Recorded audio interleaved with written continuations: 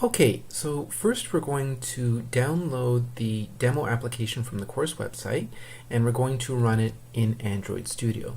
So this is the course website. We're going to click on the link here for the demo programs. And we have DemoAndroid, which is also part of Lab 1, but we're going to download it and try to open it in Android Studio so we can start working on it. So we're going to click download, and we're going to download the zip file. We're just going to save it on the desktop, in my case here. You can save it wherever you would like. And I'm going to minimize that. And what I do is I typically just, again, copy it to the desktop.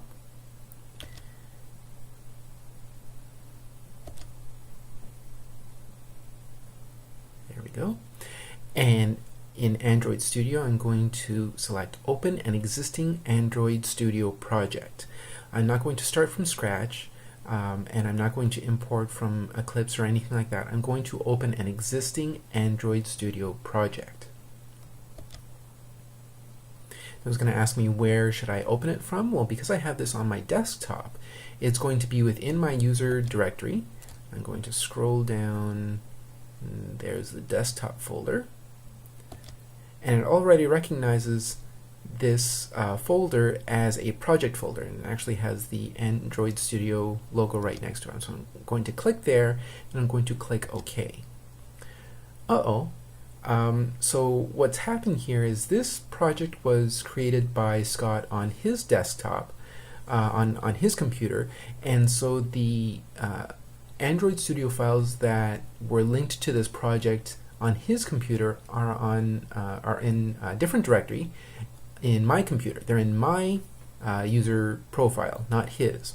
So Android Studio has determined that there's a discrepancy, and is asking, would you like the properties file to be updated with the new location of the SDK, the software development kit for Android? Yes. So I can simply click OK. And it's going to build the project.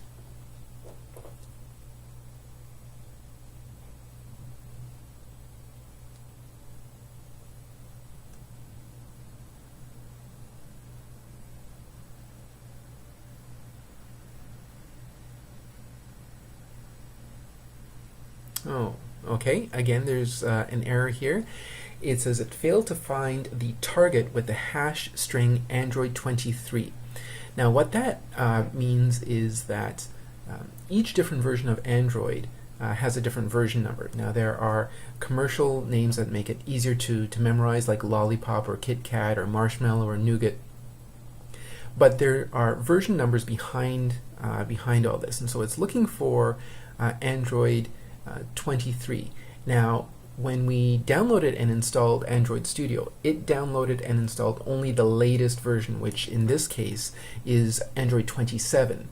So here we have an error. It can't find the SDK that was used to create this project because we don't have it. Scott probably had it on his machine, so that's why it's there. But it's not here. So it says consult IDE log for more details, or we can click here to install the missing platforms and sync the project. So let's just do that. So what this will do is it will download the required platform, in this case Android 23, and again, depending on the speed of your internet connection, this could take a while or not much time at all. And so hopefully the audio is working well, and I'm just realizing that perhaps it's not, so I'm just going to speak a little bit louder into the microphone here, and hopefully you're able to hear me better.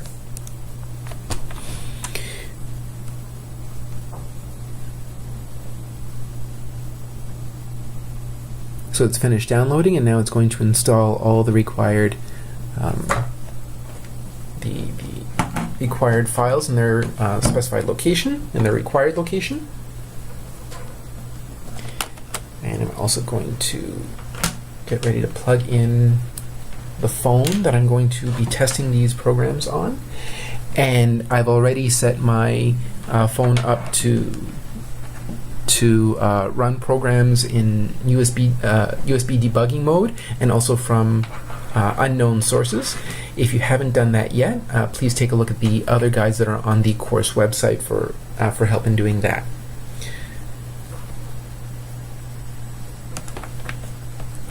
Okay, so the SDK installation is finished.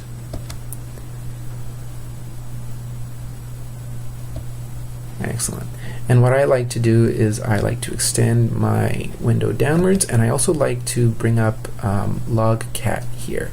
And so that gives a little bit more information with regards to the actual phones and devices that we have attached to our environment here. And so here it recognizes the Nexus 4 that I have installed. And it says here that there's an update to the plugin. Do I want to download it now? You know, I can do that later, or another time when I have more time.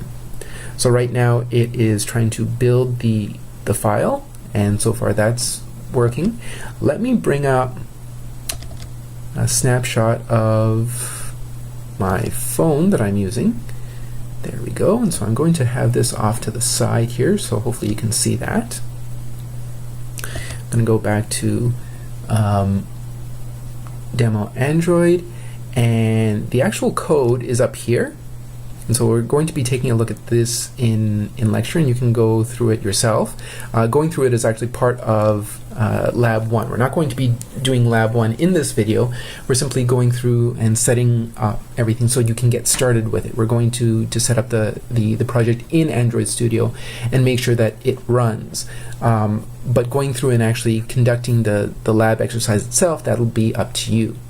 So I'm going to click on Run App, and it's going to ask me which device do I want to run it on. And first I actually want to run it on this Nexus 4. So I'm going to click OK. Instant Run requires that the platform corresponding to your target device is installed. This Nexus 4 doesn't have Android 23 on it. It doesn't have Marshmallow. It has Lollipop. And so it needs to download SDK 22. So again, I want to install and continue, and this will take some time.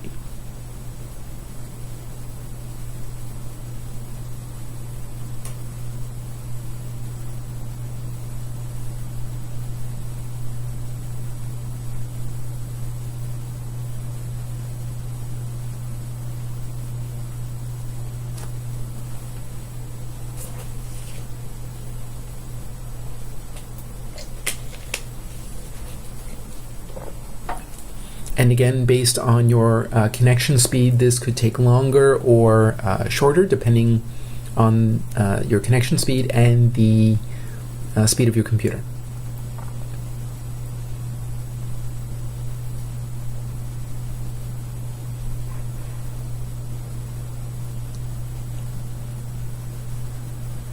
There are a lot of small files involved in each SDK that you download. So it downloads as one zip file, and then is extracted. Each file is extracted and placed in its required space on the file system.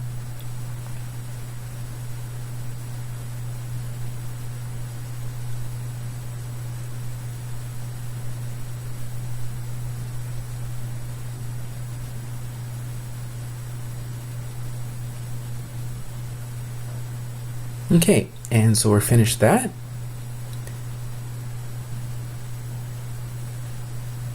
And so again, it's building the application so it can run on the phone. Okay, so here we have installation failed with the message invalid file. Now here's the invalid file, and if we look at the beginning here, it references again Scott's desktop. Now I'm not quite sure where this is located in the file. I've checked the manifest, I've checked everywhere else. I'm not quite sure how to address this problem directly. And so when I have something like this, when I'm faced with something like this, I tend to Google the error code. So I'm going to do that right now, and I'm simply going to type in and search for some of the keywords that are here. So installation failed, invalid file, and Android Studio. As you can see, I've already searched for this in the past, but this is what I'm going to, this is basically the process of trying to identify and debug what this error message means.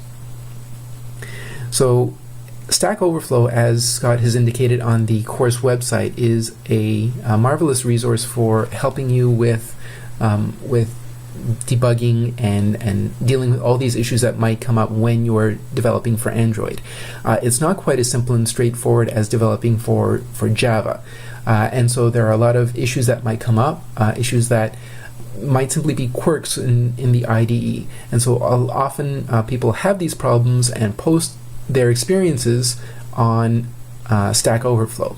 And so here, this is exactly what we have. Someone has a similar error message where we have installation failed with message invalid file. Obviously the path is different, but the gist, the basic understanding of the error message is the same. What do we do? Well, here we have someone who's answered, and they said, you know what, you can solve this by cleaning the project and rebuilding the APK. And so that's what we're going to do. We're going to go back to our project, and my phone seems to have gone back to sleep, so I'm going to wake that up. And I'm going to go to build, and I'm going to clean the project. Now when you move a project from one machine to another, a lot of the paths, a lot of the dependencies are lost or corrupted. So it's nice, even though we're starting off on a different machine, it's best to clean the project. And what that will do is it will search for all the dependencies and update them according to the current properties of the current environment. And so that has finished, and once we clean it, we also need to rebuild the project. So we're going to do that now as well.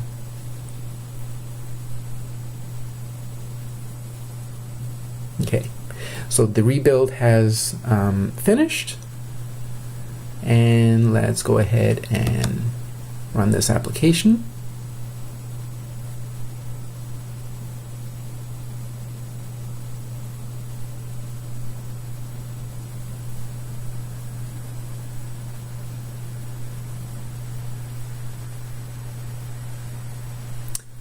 And sometimes this also happens depending on the version of the Android that you're dealing with.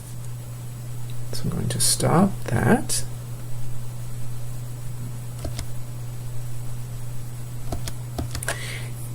And in fact, the way I was able to solve it, which is kind of quirky, I just forced the project to rebuild itself again, and so I told it to rebuild the project, even though I had just done a rebuild. But for whatever reason, the second time I tried launching the application, it worked. And so I'm going to do that again. Again, it is installing it on the phone. And you can see the progress at the bottom here. So it's installing the APK. And it's launching the activity. Now here you can see essentially what is on my phone right here. So I can perform touch events on the actual phone. I'm going to press the increment button, and you can see my finger activating the button there, and the same thing with decrement and with exit. Now this is basically an application to count the number of times you increment the number and decrement the number. It's not working. The count remains at 0. and we will discuss in lecture, and it will be the main aspect, one of the main aspects of Lab 1, to determine what exactly is going on here. Essentially, you have a user interface that is not responding to the user's touch events, and so we'll deal with that another time. But let's just go back to Android Studio, and we can explore it a little bit as to what's going on here. We actually have the DemoAndroid activity set up here, and this is the code. These other tabs represent other aspects of the project that tell Android Studio and Gradle, the build manager, how exactly to turn our code into an application to launch on Android. Now, we won't be getting into all those at this time. Scott will probably be talking about that in lecture over various days, but suffice to know that at this point, these are other settings and properties and other settings that are particular to this project. The main code of our project is in this activity, this DemoAndroid activity, and you can see that it ends in a .java extension, just like a Java program. And you can see here that, in fact, when you're programming for Android, the code syntax is very much like Java. It is, in fact, Java, because in the background we have a JDK and a Java runtime environment that's helping to build all this. Along the left-hand side here, we can see a little bit more about this project. This is a lot like the project that you would have in Eclipse if you were developing Java applications in Eclipse. And here we have just two images, 2 screenshots, and here's our code here. So this is the Android activity, essentially a class that we're dealing with, that we have displayed here. At the bottom we have logcat, and that is essentially the debugger, and it outlines a lot of the information that's coming in from either the emulator or the actual device that we're using. And so here we actually have a timestamp outline of everything, of all the information that's being sent by this application, by the operating system, and all that. If you have any runtime exceptions, they will appear here. You probably saw that happen before when the class wouldn't start. But here is also some of the log information that we send out. So here, for example, in the onCreate is the first method that's called. It's sort of like the main method, or the not quite the constructor, but it sort of builds the Android application and allows it to run. So this is how an Android application will initialize itself.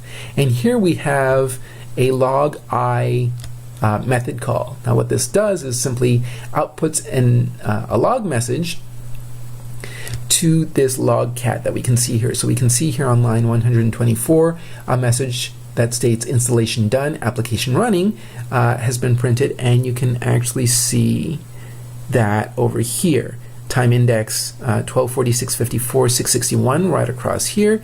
That's essentially what's happening. Now, it's good to have these sorts of debugging messages in your code. It's sort of like a print screen in Java when you just want to output, hey, I'm here, I've reached this part of the loop, or this part of an if statement, or this method, something like that. That's very helpful in debugging. Now, in the logcat, you'll actually see a lot of messages go by, so you can actually search for a specific key or tag, and that's why it's good to have your own tag here that Scott has indicated, so that you can very easily look for your debugging messages amongst all these other messages that the runtime environment has sent out. So that's pretty much it. We've downloaded the project. We've opened it in Android Studio. Android Studio had some installation issues where it needed to update some of the SDKs, the software development kits that were installed, and that depended on the SDK that was used to develop the project originally by Scott, and also the SDKs that were installed on your phone that you're using. It might be the case where you are using the latest SDK on your phone, so it doesn't have to download anything, but if it does, it will download it appropriately. Okay. So hopefully this has answered a lot of your questions or addressed any installation issues that you had with getting started with Android Studio. Thanks for watching.